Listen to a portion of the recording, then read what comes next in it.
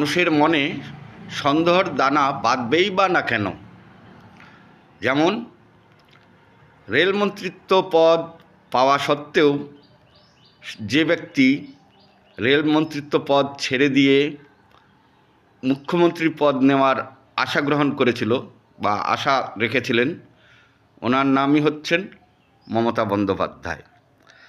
তো ওই সময়ে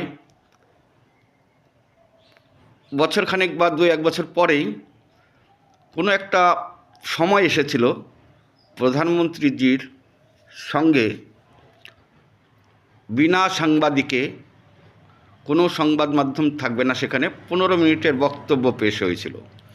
ওই 15 মিনিটের মধ্যে কি কি কথা হয়েছিল সেটা ওনারা দুইজনেই ভালো জানেন। আর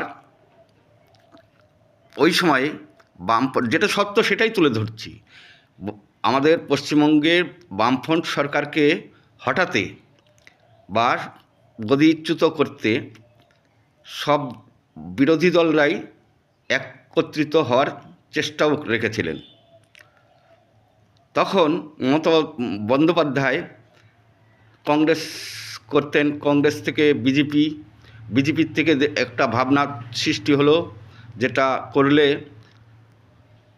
উনি নিজে মুনাফা নিতে পারবেন। সেটা হলো কংগ্রেসের ঘাড়ে পা রেখে বিজেপিকে ভর করে উনি টিএমসি নামক একটা দল তৈরি করলো, যেটা ওই সময় সিপিএমকেও মানুষ চাচ্ছিল না, কংগ্রেসকেও চাচ্ছিল না। আর বিজেপি তো তখন পশ্চিমবঙ্গে নতুন, সবে দুই একটা সিট পাচ্ছিল। সেই সময়ের কার কথা বলছি। তাহলে এইবার মমতা বন্দ্যোপাধ্যায় যখন কংগ্রেসকে নিয়ে বিজেপিকে ভর করে সিপিএমকে পরাজিত করতে সক্ষম হয়ে গেলেন, তখন কিন্তু